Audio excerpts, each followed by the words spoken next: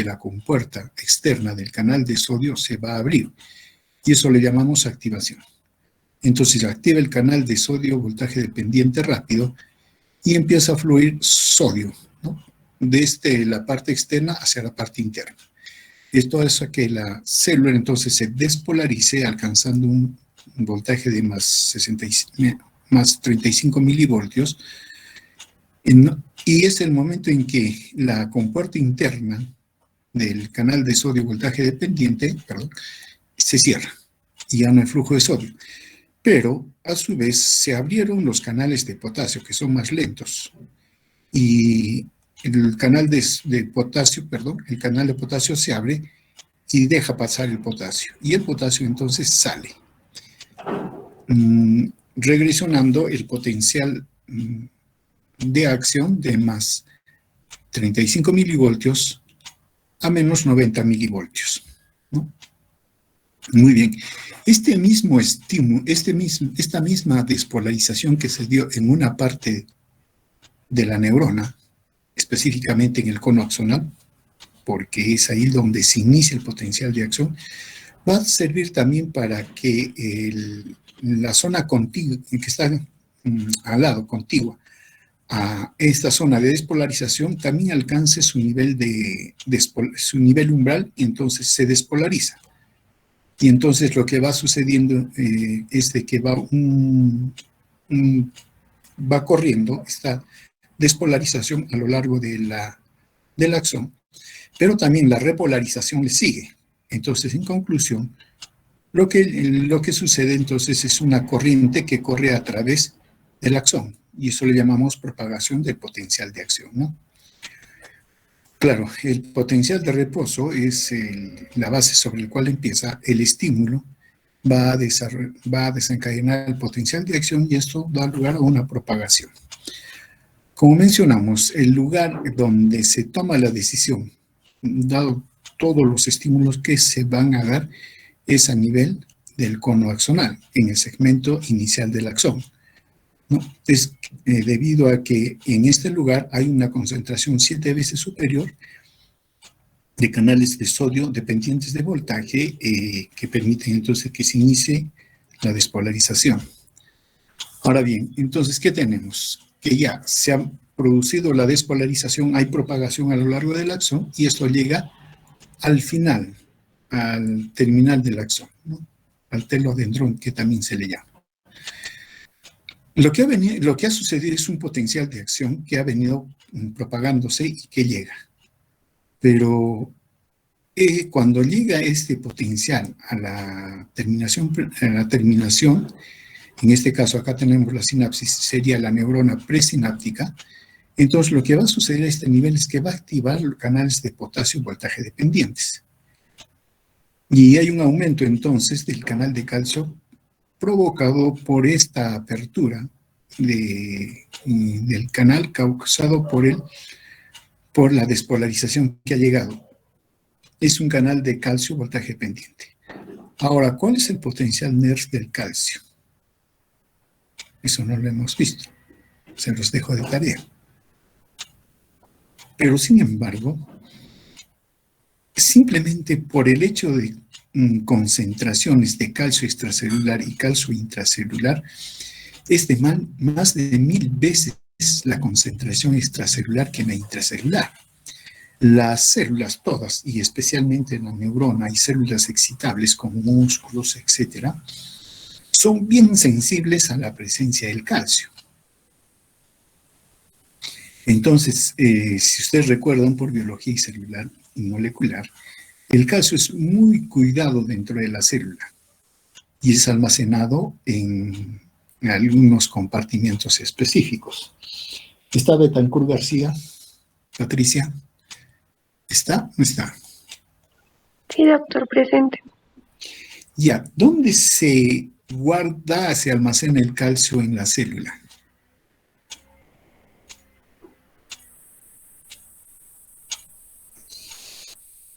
Carrillo Apasa. Presente, doctor. ¿Dónde se almacena o se guarda el calcio en la célula? Podemos encontrar en las mitocondrias. En las mitocondrias. Como almacén, ¿ah? Con Dori Pari. ¿Puedo participar, doctor? No, con Dori Pari. María del Carmen.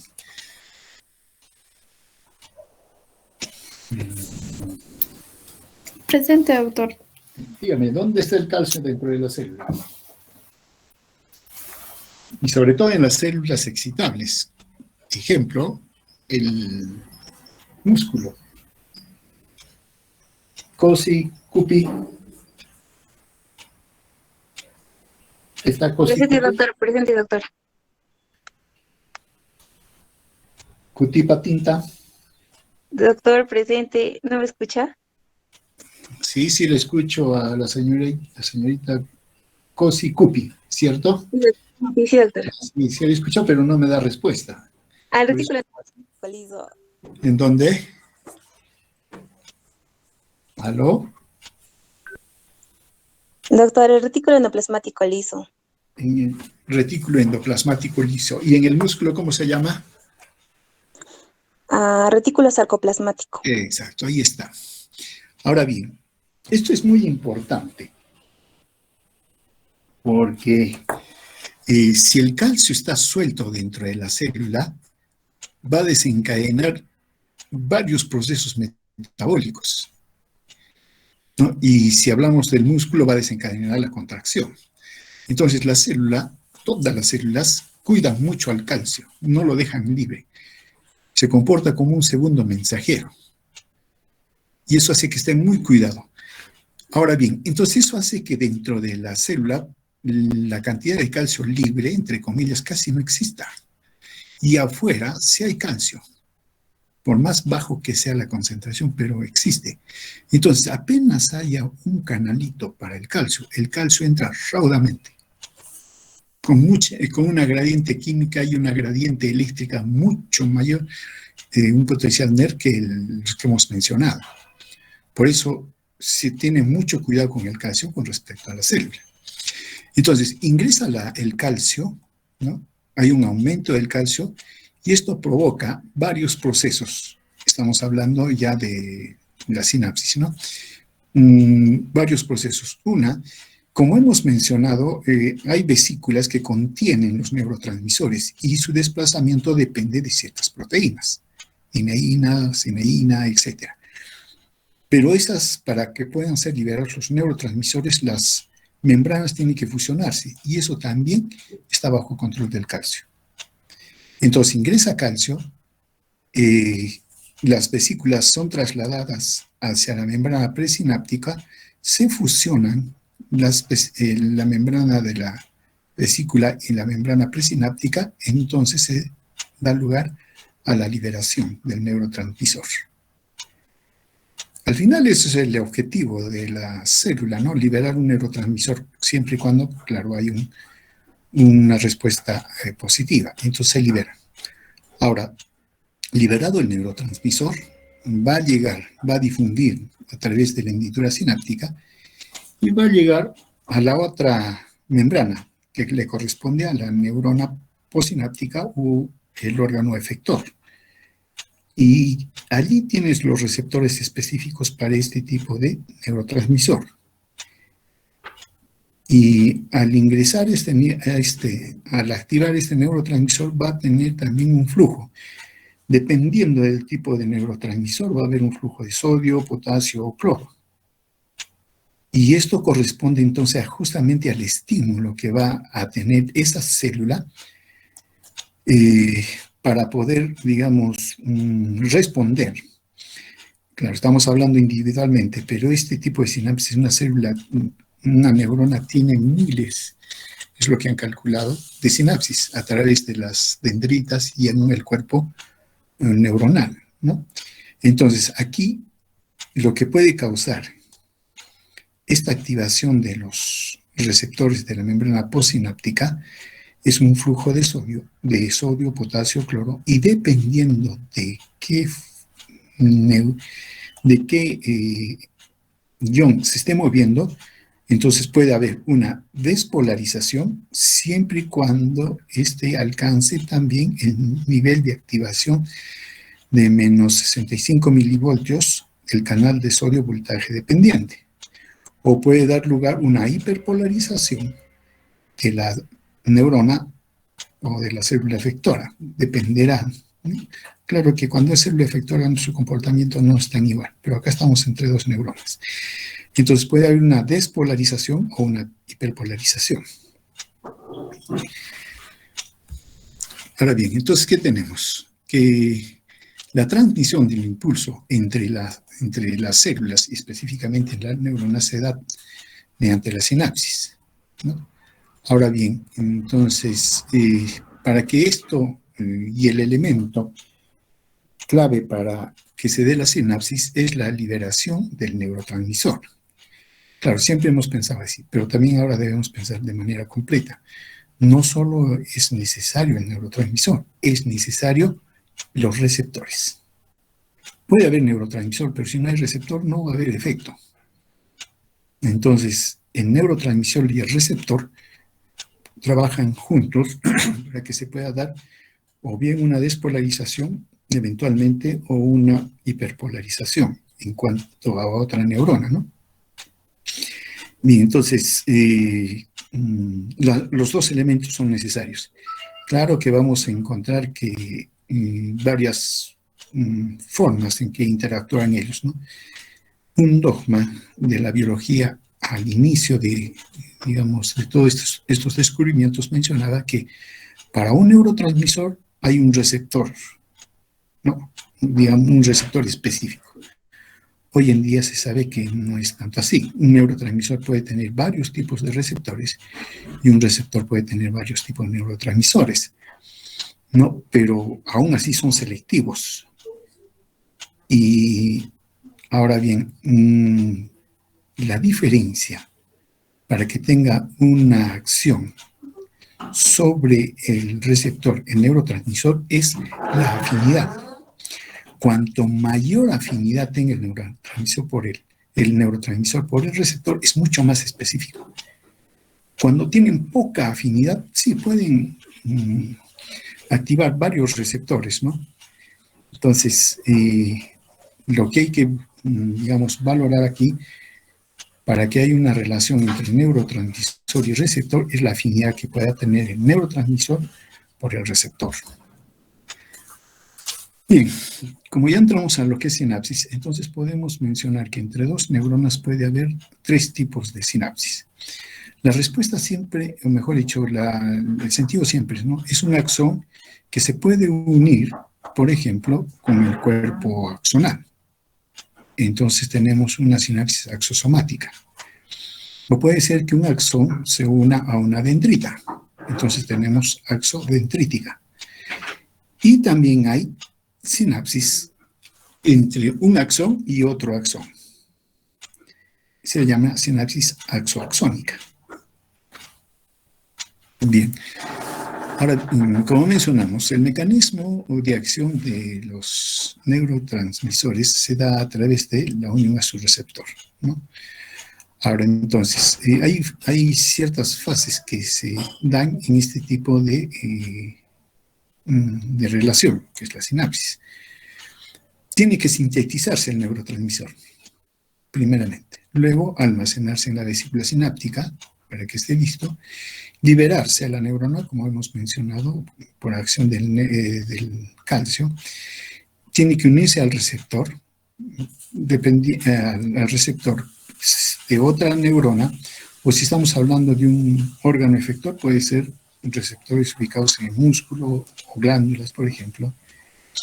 Y esta relación que tiene entre el neurotransmisor y el receptor es transitoria, ¿no? Tiene que cortarse. Estamos hablando de procesos que se dan muy rápidamente, a una velocidad cercana a la velocidad de la luz. No son lentos, estos son rapidísimos, ¿no?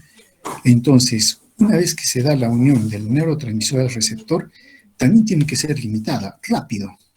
Entonces tiene que ponerse fin a la acción del neurotransmisor sobre el receptor, si no el efecto sería eterno o mucho tiempo, ¿no? Hasta que se degrade.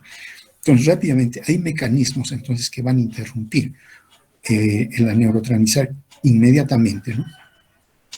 Ahora bien, dependiendo de la acción del neurotransmisor sobre sus órganos efectores o sobre la neurona, es donde se van a desencadenar los procesos fisiológicos, pueden ser físicos, psicológicos, etcétera, ¿no? Ahora bien, entonces la transmisión es muy especializada, ¿no?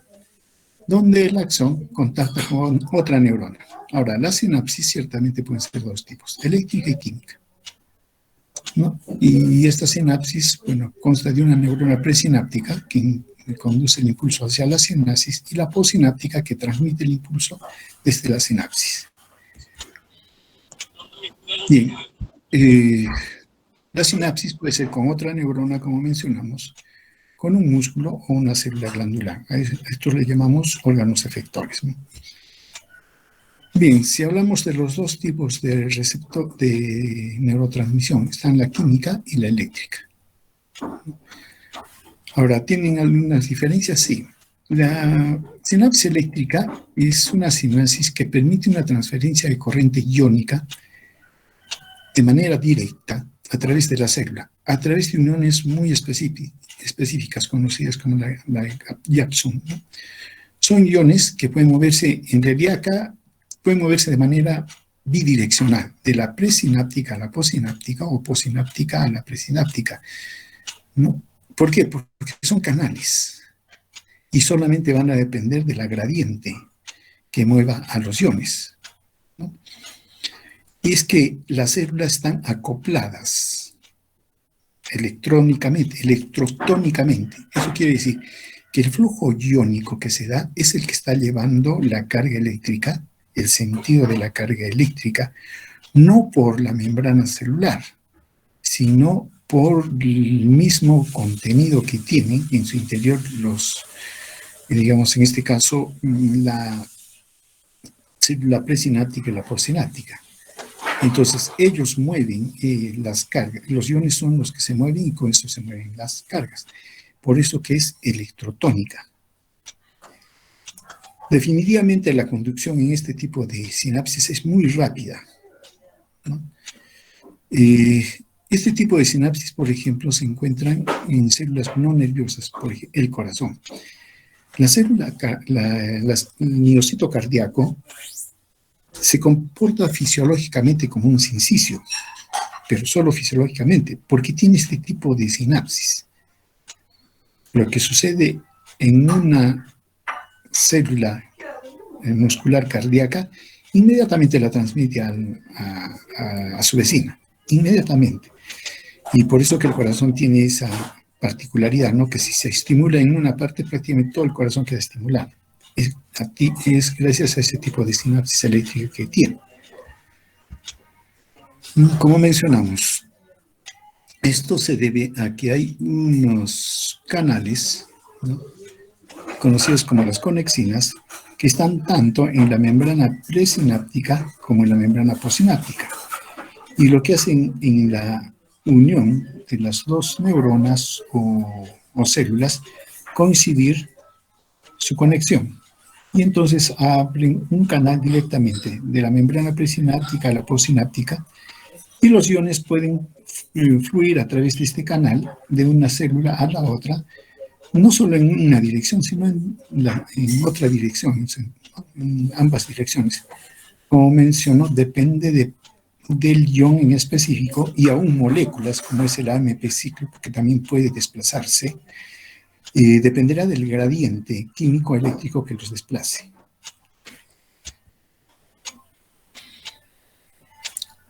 Como mencionamos, la sinapsis eléctrica se da a través de una célula postsináptica mediante una unión estrecha o comunicante, que también se le llama, ¿no?, y a través de la cual fluye corriente iónica. Tiene una ventaja, ¿no? Que se llama de baja resistencia y por lo tanto alta conductancia, ya sea para cargas positivas o cargas negativas, y fluye de la neurona presináptica a la postsináptica, cierto, pero también puede ser en sentido inverso, ¿no? Y puede despolarizarla o hiperpolarizarla. Ahora bien, un potencial local, por ejemplo, conducido pasivamente, puede propagarse en ambos sentidos. Y eso hace que la propagación sea o pueda ser bidireccional. No son exclusivas de las neuronas, está en músculo cardíaco, liso, en los hepatocitos inclusive. Pero, digamos, este tipo de sinapsis es para señales sencillas, ¿no? La ventaja es que no se realiza mediante neurotransmisores, ¿no? Ahora bien, este tipo de sinapsis también no son muy elaboradas y no dan lugar a cambios de largo plazo. Su activación o la activación que da es rápida, sincrónica en caso de las neuronas, y esto da lugar a que en determinadas situaciones presente ventajas adaptativas, ya que permite que las células actúen acopladamente al mismo tiempo. Mencionamos el ejemplo del músculo cardíaco. Entonces, actúan prácticamente con una sola unidad, ¿no? Todo este grupo de células o neuronas que estuvieron conectadas por sinapsis eléctrica. Si las comparamos con una sinapsis química, que es la que generalmente hablamos debido a que hay un neurotransmisor, hay ciertas diferencias, ¿no? La distancia es muy corta entre la membrana pre y postsináptica, ¿no? La continuidad física entre los citoplasmas. En caso, la de hendidura no hay continuidad. Ahora, la transmisión de la información es por corriente iónica, en caso de las químicas es por neurotransmisión. La dirección de la transmisión en la sinapsis eléctrica es bidireccional y en la química más bien es unidireccional. Queda bien establecida, ¿no? Hay una ausencia de retraso sináptico, o sea, es mucho más rápido. Más bien, en caso de la sinapsis química, por la liberación del neurotransmisor y hasta que actúa sobre el receptor, sí hay un retraso sináptico, ¿no? Pero como mencionamos, todo esto se está dando a velocidades muy rápidas, cercanas a la luz. Pero bien, entonces entramos ahora a lo que es la sinapsis química, que generalmente es lo que usualmente mencionamos, ¿no? Cuando decimos sinapsis química o sinapsis simplemente nos estamos refiriendo a este tipo de sinapsis.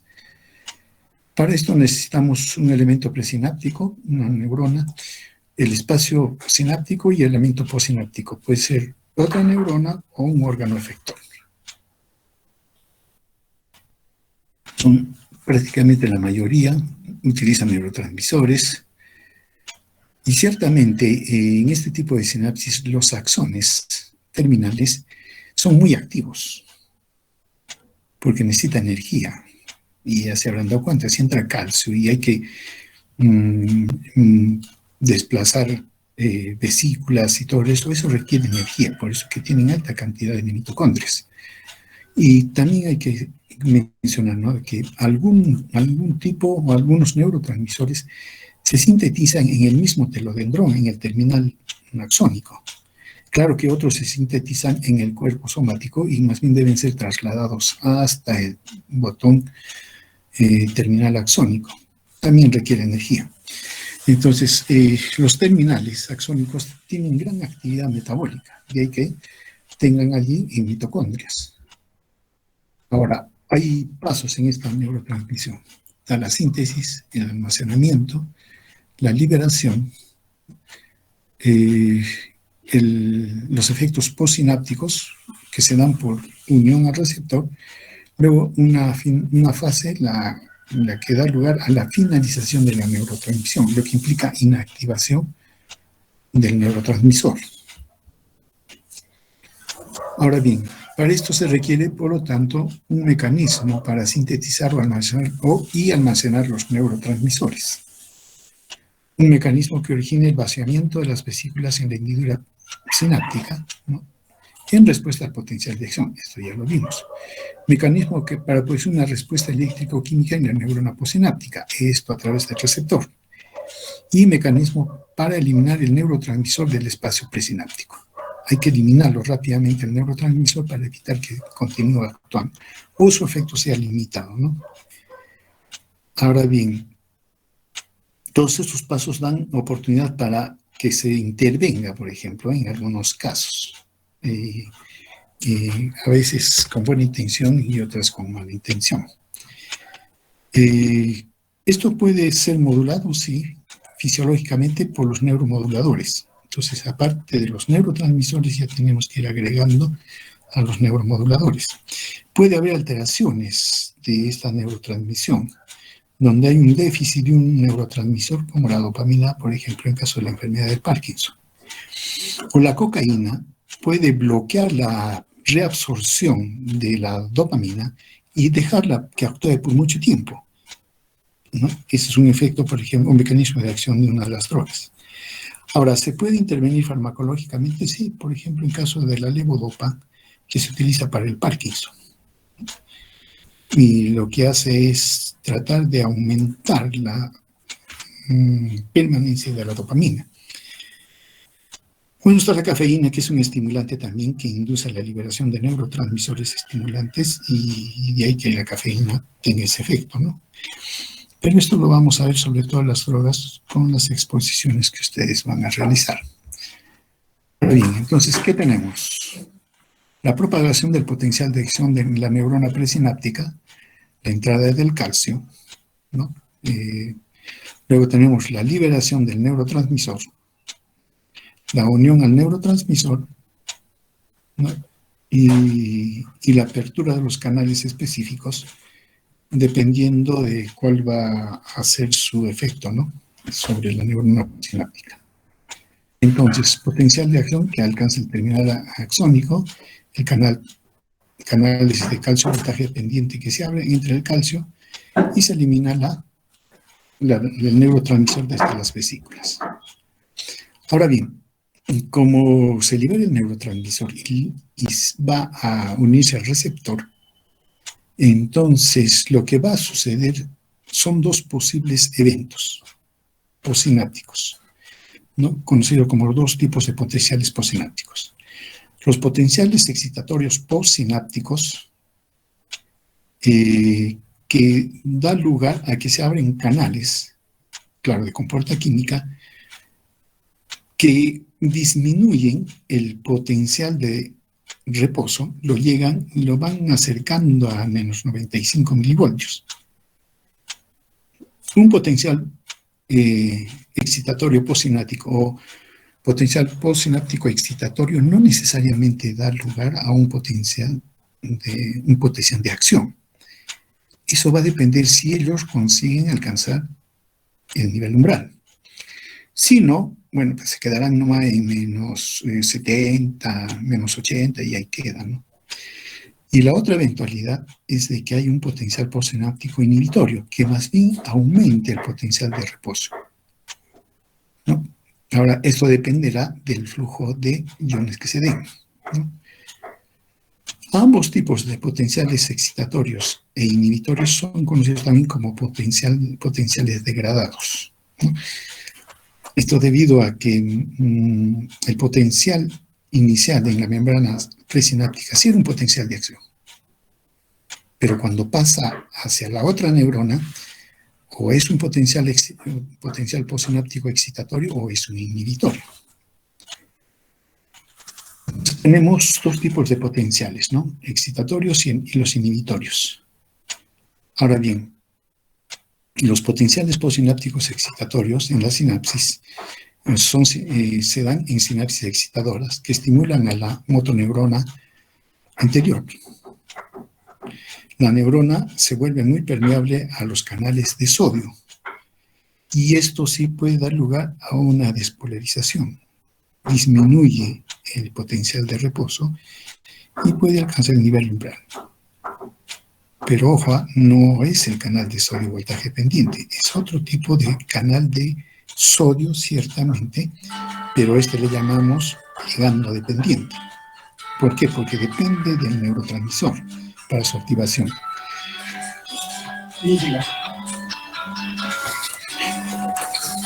Un momentito, por favor, me están llamando, necesito contestar.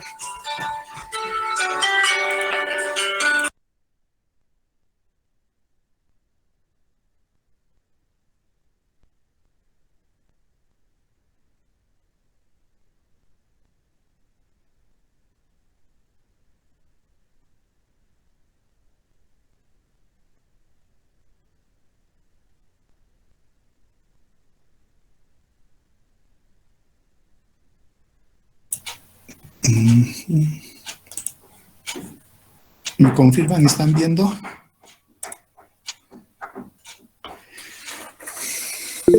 Sí, otro. Sí, doctor.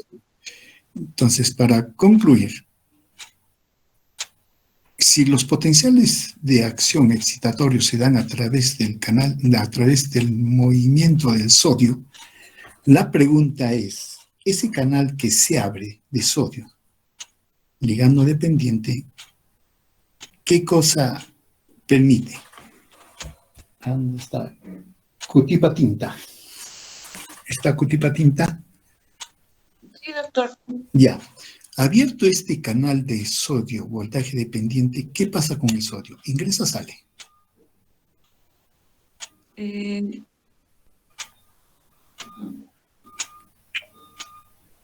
Va a ingresar. Ingresa el sodio. Y si ingresa el sodio, ¿qué pasa con el potencial de reposo?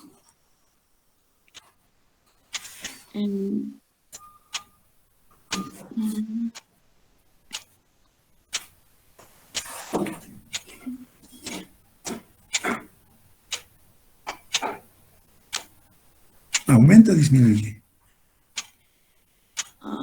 Aumenta. Aumenta. Flores Coila, ¿está? ¿Aló? Presente, doctor. ¿Qué pasa con el potencial de reposo? ¿Aumenta o disminuye? Disminuye. Eso significa ¿qué valores?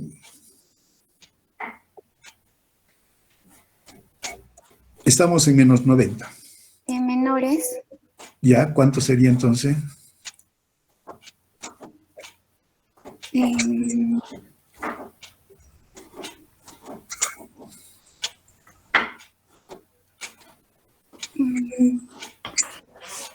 Uy, están aprietos. Huanca Quispe, ¿está? Presente, doctor. Ya. ¿Qué pasa con el potencial de reposo? ¿Aumenta o disminuye? Disminuye igual. ¿Y hacia qué valores? Hacia menos 90. Hacia Leque Santi. ¿Está Leque Santi? Leque Santi. Ya. Bueno, eso es algo que ya lo dijimos. Y solo es cuestión de darse. Cuando uno dice disminuye, ¿hacia qué valores va? La pregunta es ya abierta. Negativo. Positivo. Hacia menos 65. Claro, eso se llama disminución del potencial de reposo. Y cuando uno dice aumenta el potencial de reposo, ¿hacia qué valores va? Menos 94, menos 96, etcétera, ¿no? Entonces, en este caso, como hay sodio, es el que está ingresando a la célula, es lógico que esa carga negativa se vaya neutralizando. Entonces, por lo tanto, disminuye el potencial de reposo. Ahora, en caso de los potenciales postsinápticos inhibitorios, ellos más bien son canales también ligando dependientes, pero que aumentan la permeabilidad de los iones de potasio y cloro, o cloro, potasio o cloro, ¿no? De cualquiera de los dos. Entonces también son canales, sea de potasio o de cloro, ligando dependientes. La pregunta, entonces, acá viene. Macedo Atamari, ¿está? Presente. Macedo Atamari. Ya. Si se abre un canal de potasio, ¿qué pasa con el potasio? Se mueve. Empieza a salir. Sale el potasio. ¿Y cómo queda el potencial de reposo? Trata de llegar a lo que es al potencial de reposo. No, ya está en potencial de reposo. Se abrió el canal de potasio. El potasio se mueve. ¿Qué es lo que va a suceder con el potencial de reposo? ¿Aumenta o disminuye? Si el potasio sale, positivo sale, va a aumentar. Aumenta el potencial de reposo. Y a eso le llamamos si aumenta el potencial de reposo, una repolarización, hiperpolarización. Me está preguntando. Hiperpolarización o, bueno, repolarización. Mamani Huarcaya, ¿está? Mamani Huarcaya. No está Mamani Huarcaya. Morocco Riquelme. Doctor. Ya pasamos a Riquelme. Morocco Riquelme. Morocco Riquelme, ¿está? Sí, doctor. Ya. Sería ¿Qué sería? una hiperpolarización. Hay una hiperpolarización. ¿Y eso desencadena potencial de acción?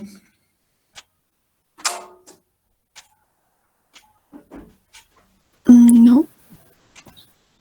Lo dice muy tímidamente. ¿Desencadena o no desencadena? No. No desencadena.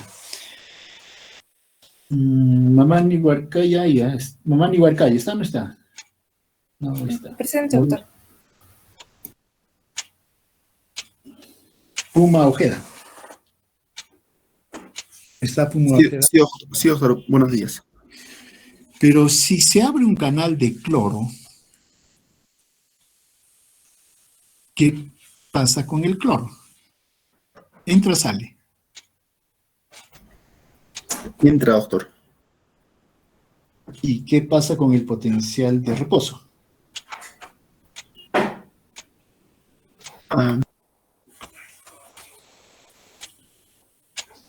¿Qué pasa con el potencial de aumenta o disminuye? aumenta, doctor. Y entonces tenemos una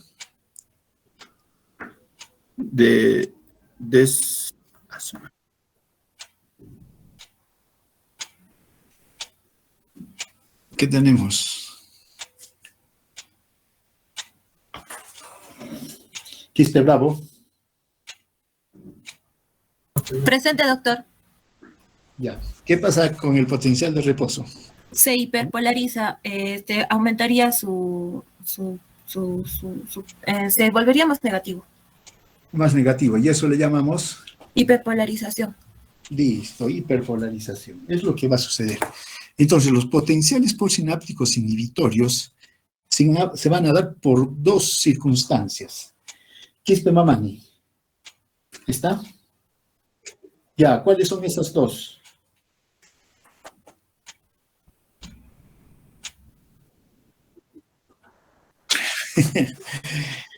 Vilca Coa. Doctor, sí, doctor. Ya.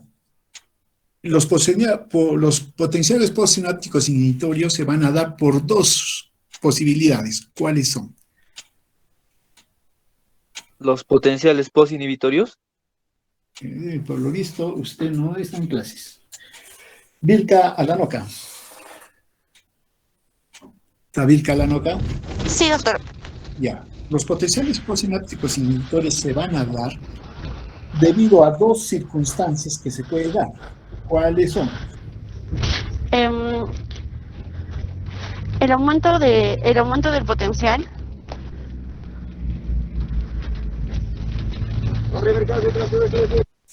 ¿Dónde estará la señorita? Alejo Cáceres. ¿Está Alejo Cáceres? No está Alejo Cáceres. Sí, doctor. Almendre Aguilar. ¿Está Almendre Aguilar?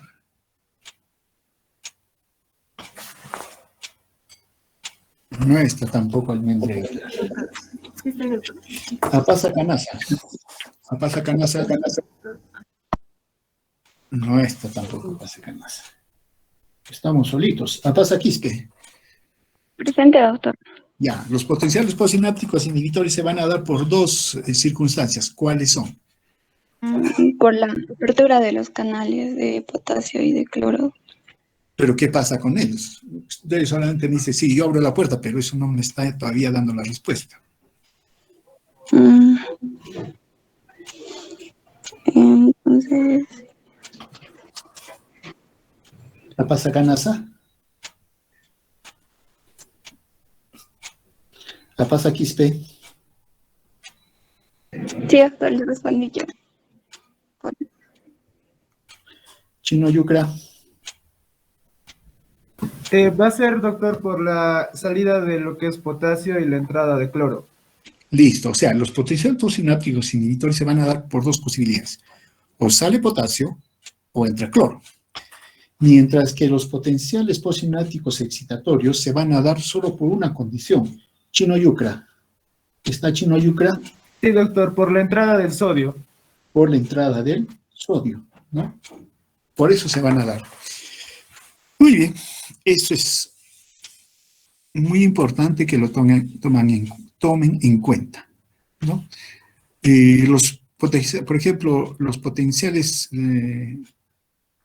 postsinápticos excitatorios se dan, por ejemplo, cuando estos neurotransmisores se unen a sus receptores, como la acetilcolina y el glutamato, ¿no? Entonces dan lugar a sinapsis excitatorias. Y las inhibitorias, por ejemplo, son dados o se dan mediante neurotransmisores como la glicina y el GABA, que actúan a través de los canales de cloro, por ejemplo, ¿no? Y que permiten que que el cloro ingrese. Entonces, acá hay, digamos, especificidad en cuanto al neurotransmisor y su receptor. El receptor es el que le va a dar la especificidad para que se dé o bien un potencial excitatorio o un inhibitorio. Bien, claro, esto también lo vamos a ver después, pero simplemente hay un conjunto de neurotransmisores, ¿no?, que se utilizan en la comunicación neuronal. Están los aminoácidos, la acetilcolina, péptidos. Algunos, claro, se les denomina como neurotransmisores, pero ya no son tan nuevos porque ya se conocen por mucho tiempo, como el óxido nítrico, el monóxido de carbono, el ATP, pero a estos últimos más se les conoce como neuromoduladores, ¿no? Ahora bien, los péptidos, por ejemplo, pueden existir en el mismo axón que los aminoácidos, ¿no?, o las aminas. En esto, la idea que también hemos manejado bastante es de que en una sinapsis, una neurona presináptica, una postsináptica, entre ellos hay un neurotransmisor, ¿no? O sea, el concepto bien sencillo, es base, ¿cierto? Y eso no cambia, pero es muy sencillo. No es como un enchufe, ¿no?, que conecta uno el cable ¿qué se llama?, al aparato, etcétera, y fluye la corriente. Es mucho más complejo. Y sí, hay un neurotransmisor que lo consideramos como principal y es el que da lugar a que se dé la conexión, pero en esa sinapsis va a haber también otros neurotransmisores que van a modular la actividad de ese neurotransmisor. Entonces, eso, como digo, no es tan sencillo, ¿no?, como enchufar un cable y listo, ¿no?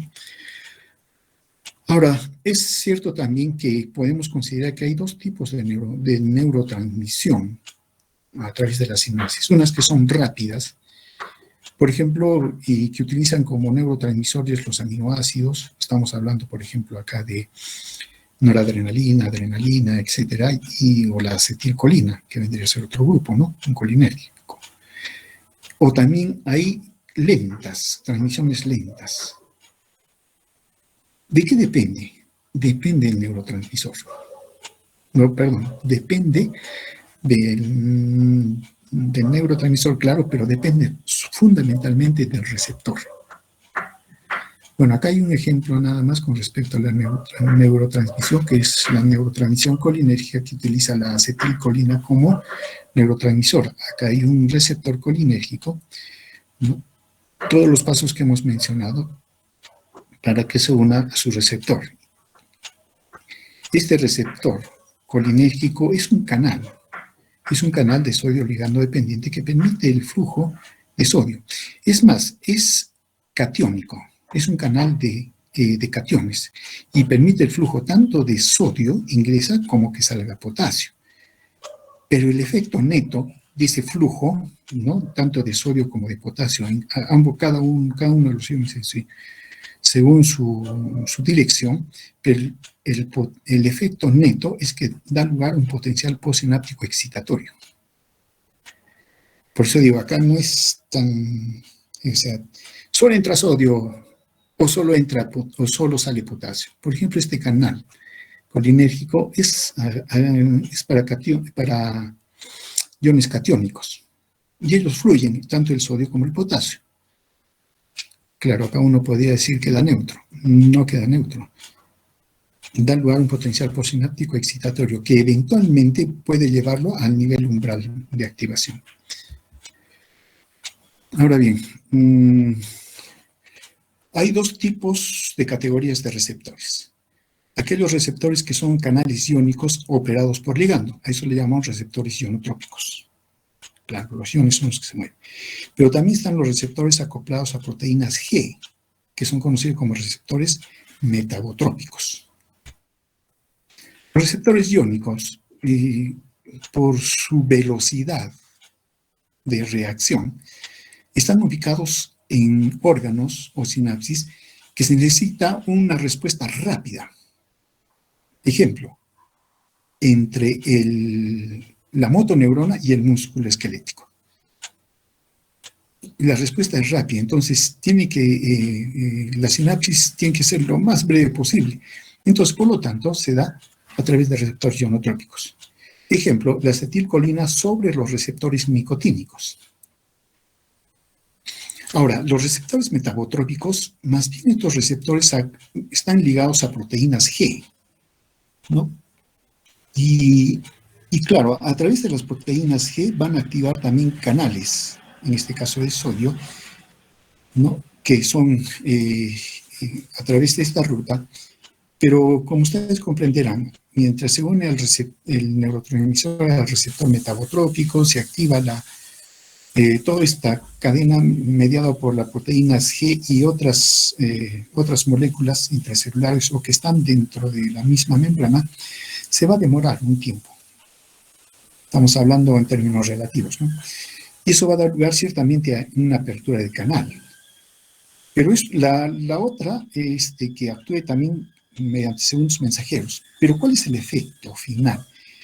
Sí, es una lenta apertura del canal iónico, pero es más duradero, es sostenido. Lento, pero sostenido. Y en algunos órganos es necesario tener este tipo de, digamos, de sinapsis para la función. Volvemos al ejemplo de la acetilcolina. La acetilcolina también determina la contracción del músculo intestinal. Pero la contracción del músculo intestinal no es rápido, ¿no? Como es el músculo esquelético. Es lento, sostenido, el peristaltismo. Se contrae, hace contracción lenta, cada vez mayor, y luego se suelta y vuelve a repetirse, ¿no? Entonces, aquí, para que se pueda dar este tipo de contracción en este músculo, sí se necesita un receptor que también tiene como ligando la acetilcolina, pero acá la acetilcolina actúa a través de receptores metabotrópicos, receptores muscarínicos. En el caso anterior eran nicotínicos. Entonces, en los lugares donde se necesitan respuestas rápidas con respecto a la neurotransmisión, están los receptores ionotrópicos, mientras que en aquellas funciones que se requiere una respuesta no tan rápida, pero sí sostenida, están los receptores metabotrópicos. Esto mencionas, se pueden producir los potenciales exsinápticos inhibitorios de excitatorios que habíamos mencionado. Ahora, esta neurotransmisión tiene que ser finalizada. No puede ser eterna, ¿no? Sale el neurotransmisor y en realidad el neurotransmisor no es que se vaya directamente a su receptor. No está programado, simplemente difunde a través de toda la hendidura sináptica. Difunde. Y entonces va a alcanzar por una gradiente química hasta el receptor. Pero también hay cantidad de neurotransmisor que difunde hacia los lados. Y ahí es donde entran las células gliales, los astrocitos, para recoger esos neurotransmisores que están difundiendo y no estén permanentemente ahí. Pero debe finalizarse la acción del neurotransmisor. Y hay 3 formas en las cuales se puede hacer. Una justamente es la difusión. Se pierde el neurotransmisor y luego es capturado por los astrocitos y ya no hay neurotransmisor. La otra es que sea degradado, metabolizado por alguna enzima en particular. por ejemplo, la acetilcolinesterasa que degrada a la acetilcolina, o puede ser también la MAO, que degrada a las catecolaminas, incluyendo la dopamina, la monoaminooxidasa, ¿no? Pueden ser degradadas. La otra es de que la célula presináptica hace recaptación, captura nuevamente al neurotransmisor. Entonces hay una recaptura. Entonces tenemos la finalización de la neurotransmisión, se puede dar uno, por difusión, pérdida del neurotransmisor, por degradación del neurotransmisor, degradación metabólica, y por recaptación. Si cualquiera de estos mecanismos se bloquean, entonces hay más neurotransmisor en la sinapsis. Por lo tanto, su efecto va a ser duradero o va a ser mayor. Entonces, si quiero, por ejemplo, un efecto de la acetilcolina sobre el músculo intestinal, ¿no? Es que tengo el ejemplo. Hay fármacos que inhiben a la acetilcolinesterasa. Y eso hace de que permanezca la acetilcolina y haya mayor efecto. Pero si yo quiero darlo por finalizarlo rápidamente, bloquearlo, se utilizan también fármacos que bloquean al receptor, en este caso muscarínico. Y ustedes ya tienen los famosos antiespasmódicos, ¿no? Que nos dan cuando tenemos un cólico. Por ejemplo, ¿les ha dado un cólico alguna vez? Un cólico intestinal, una gastroenterocolitis, una gastroenteritis, un cólico intestinal. Parece que no. Bueno, no se preocupen, en algún momento les va a dar. Después una gran comilona, etc. Ahora bien, repasando. Un único potencial postsináptico excitatorio no induce un potencial de acción necesariamente. Y un potencial postsináptico inhibitorio más bien aleja la membrana del nivel umbral. Ahora bien, esto va a sucederse con todos los tipos de sinapsis, dependiendo si son excitatorios o inhibitorios. Y lo que va a tener que hacer la neurona es integrar todas esas señales. Pero acá hay dos datos que debemos manejar. Hemos mencionado de que una neurona recibe varias sinapsis, ¿no? Sean axodendríticas o axosomáticas. Varias, no es una, ¿no? Hasta 5.000, como en algún lugar he leído, ¿no? Muy bien, todas esas señales vienen a través de la sinapsis. Ahora bien, pero entonces la célula está recibiendo simultáneamente varios potenciales. Si tomamos en cuenta, por ejemplo, los potenciales postsinápticos excitatorios, para que entre estos potenciales pueden darse dos situaciones. Una, que se sumen los dos. Y eso le llama sumación temporal de potenciales postsinápticos excitatorios. Aquí tendríamos, bueno, esta es una forma de medir externamente qué es lo que sucede con una célula. En este caso tendría que ser una neurona con respecto a su voltaje, ¿no? Veamos. Si por decir, esta sola célula va a desarrollar potenciales postsinápticos excitatorios sobre la célula B, lo puede hacer, por ejemplo, acá está el potencial de la membrana y acá está el tiempo. Entonces, bien, digamos, antes de los 10 segundos o milisegundos, desencadena un potencial excitatorio. Se da el potencial excitatorio, viene la repolarización, entra en reposo. Y se desencadena otro potencial excitatorio, ¿no? Y se pierde nuevamente, y un tercero inclusive. Están separados temporalmente. Entonces cada uno tiene un potencial excitatorio con su valor, pero que ninguno de ellos llega a menos 65 milivoltios. Claro, acá parecería que sí, pero claro, lo que queremos mencionar, diremos que no alcanzan los menos 65 milivoltios, se quedarán en 70, ¿no? 68, qué sé yo, y listo. Y no llegan a desencadenar un potencial de acción. Pero si estos tres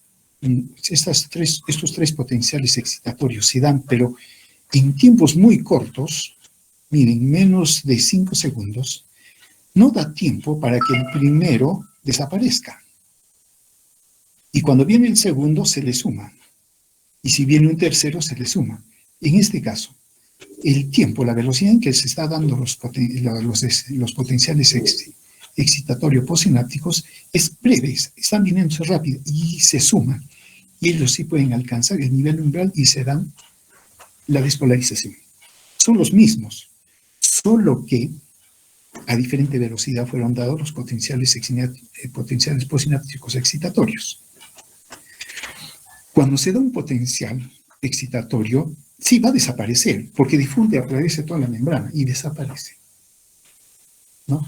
Entonces, cada neurona o cada célula tiene una constante, la constante temporal.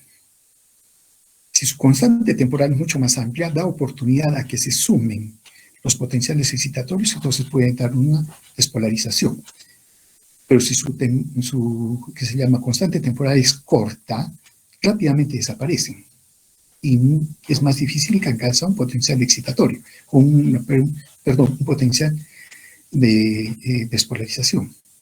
Pero también esto va a depender de la velocidad con que descarga la neurona presináptica. Si lo hace a mayor velocidad, es muy posible que alcance más el potencial de acción la membrana postsináptica. Pero si lo hace lentamente, muy separadamente, muy probable que no lo alcance.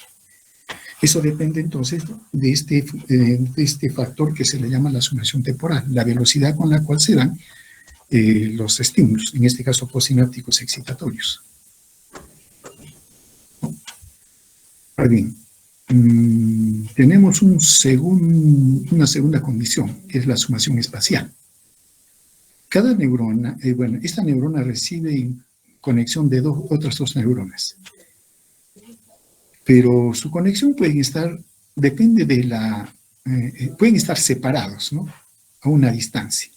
Esta neurona induce un potencial postsináptico excitatorio aquí a este nivel y se propaga.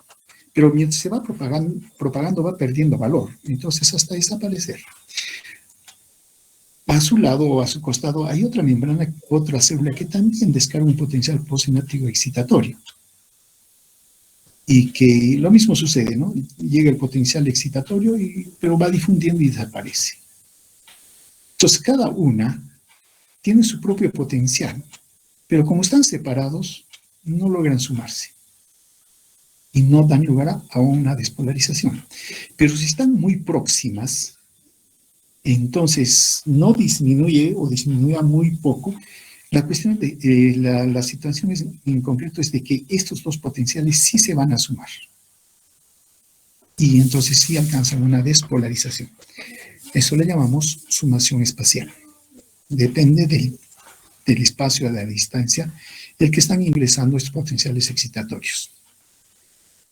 Entonces acá tenemos, por ejemplo, 3 potenciales que le llegan a esta neurona y que sí se suman, dando lugar a una sumación de los potenciales excitatorios postsinápticos. Y sí pueden dar lugar entonces a una despolarización, es más probable, ¿no?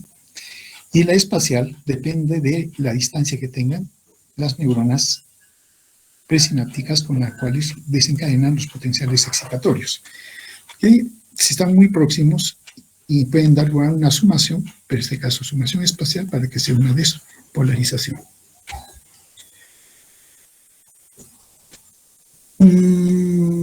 Claro, ahora veamos.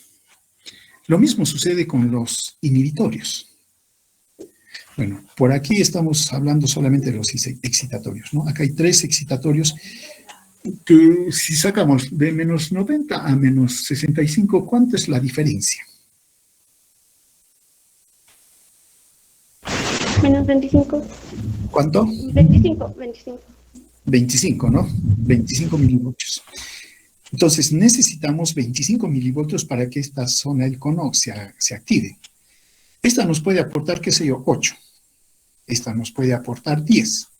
Y esta nos aporta otros 10. Tenemos 28. Si se suman, entonces el cono axónico se va a disparar. Responde la neurona. Pero si el uno nos responde con 5, el otro nos responde con otros 5 y este con 4, tendríamos 14. No llegamos a 25. No hay respuesta. Lo que está haciendo la neurona postsináptica en este caso es integrar estas señales, ¿no? Y dependiendo si llega o no al nivel umbral, es que va a responder o no responder. Eso es el todo o nada. Ahora, esta integración también incluye a los inhibidores. Por decir, estos aportan 15 y este aporta otros 15. Ya tendríamos 30. Pero este resulta de que es un potencial inhibitorio de menos 10. Entonces tenemos acá 30 menos 10, 20. No llegamos a los 25. No hay respuesta.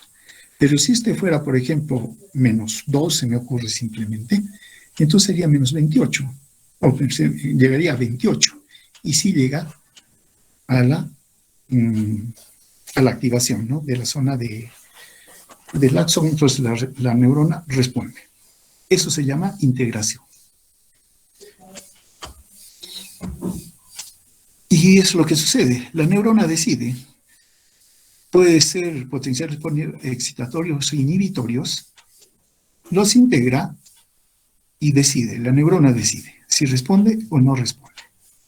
Bueno, acá hay varios ejemplos, ¿no?, y que se puede ver cuántos potenciales excitatorios, finalmente cuántos voltaje aporta, y también los inhibitorios, ¿no?, que son más bien que restan, ¿no? Ahora, esto no solamente depende del propio potencial postsináptico excitatorio, sino dependerá de la sumación temporal y la sumación espacial. Bien. Volvemos a lo que dijimos al inicio, que la neurona es una célula polarizada. Tiene un sentido. Por un lado está todo lo que le llega como entrada, ¿no?, las señales, tanto inhibitorios como excitatorios. Por otro lado, tiene un centro integrador, que es el cono axónico, que depende de los canales de sodio operados por voltaje, ¿no? Tiene un componente conductor, que es el axón, ¿no? Y finalmente tiene un componente de salida, que es donde se libera el neurotransmisor. Esa es la polaridad de la célula. No es una polaridad de positivo o negativo, sino es la orientación que tiene. Unos detalles que sería necesario. Generalmente, acá no nos sirve, pero generalmente las sinapsis axodendríticas son excitatorias, generalmente, no digo que así. Y las sinapsis axosomáticas son inhibitorias, generalmente. No decimos que es en absoluto así, generalmente, ¿no? Entonces uno ya más o menos puede ir ubicándose dependiendo de las sinapsis axodendríticas que tenga o las axosomáticas que tenga la célula. Claro que es un trabajito que muy poco se aplica, ¿no? Listo. Ahora bien, como las células trabajan en sinapsis en conjunto, en esas redes que se forman a través de la unión de las neuronas puede haber dos circunstancias que se den en la neurotransmisión a través ya de las sinapsis neuronales. Puede haber señales que son divergentes de una sola neurona que conectan a otras tres y estas tres a otras más, entonces la señal se amplifica. Entonces es un circuito divergente. Ejemplo, los que la primera motoneurona, la segunda motoneurona La primera motoneurona está en la corteza cerebral. No es que ella mueva un músculo, no lo hace, sino que va a mover o activar otras células que están a niveles inferiores, y ellos sí tienen los engramas para poderlos mover. Entonces, la corteza motora no es que ordene músculo por músculo para que se mueva, no lo hace, sino más bien activa a neuronas que están a nivel inferior, que forman las redes, y ellas son las que van a coordinar para que podamos realizar el movimiento de manera fluida, coordinada, y etcétera, etcétera. ¿No? Son señales divergentes. La otra son señales o circuitos, convergentes. De una neurona, de varias neuronas, la señal se va en convergencia hacia pocas neuronas hasta que llega a una sola. Es inversa la divergencia, ¿no? Ejemplo, las sensaciones, las percepciones. Claro, nosotros percibimos tacto, frío, calor, etc. Todo ese tipo de varias información, bastante información.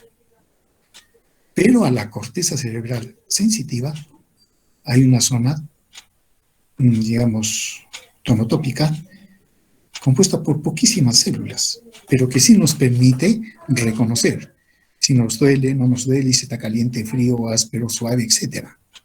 Pero ya es en la corteza. En la corteza no hay muchas células comparativamente con todas las células que actúan como receptores en todo el organismo. Entonces, la señal va teniendo convergencia y termina en pocas células, o en todo caso una célula, por así mencionarlo. Y este es el caso de la percepción, ¿no?, de los sentidos.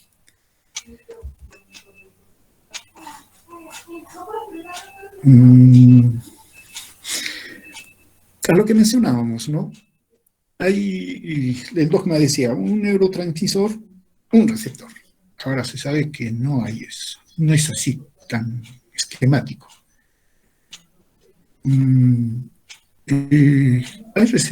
Hay autorreceptores que no se han encontrado, por lo menos así se habla, que no se ha encontrado su ligando, o no se sabe cuál es su ligando. Pero actúan sin necesidad del neurotransmisor. Y más bien cuando hay una sustancia que lo liga, lo pueden inhibir. Aquí hay algo, sucede inverso, ¿no? Claro, el dogma sería que si un receptor tiene que funcionar, tiene que tener un ligando. Estamos hablando de receptores ligando dependientes que vendrían a ser los ligandos, los neurotransmisores. Pero sin embargo vemos receptores que están funcionando sin necesidad de un neurotransmisor. Y cuando llega un neurotransmisor o un neuromodulador y se liga, lo inhibe. Generalmente lo inhibe. En algunos casos describen que también puede haber un aumento de la señal, ¿no? En todo caso lo modula. De ahí que salió el concepto de neuromodulación. Y luego se extendió a la misma neurotransmisión clásica que mencionamos. Se libera un neurotransmisor en un receptor y tenemos un potencial excitador e inhibitorio. ¿Esto por quién puede ser modulado? Por un neuromodulador que facilita o inhibe, ¿no?, esa conexión. Entonces, de ahí se extendió ese término y hoy día se conoce como los neuromoduladores.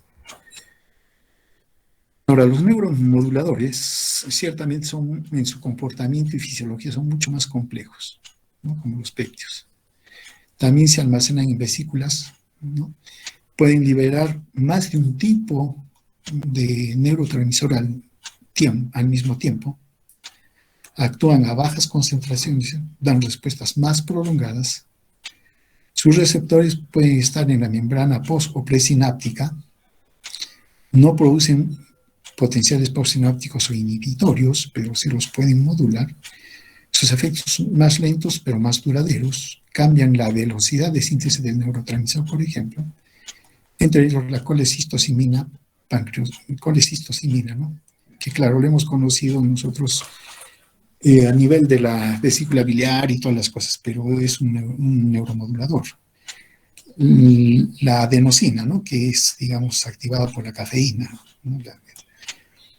Entonces, lo que van a hacer es una inhibición o facilitación presináptica en algunos casos.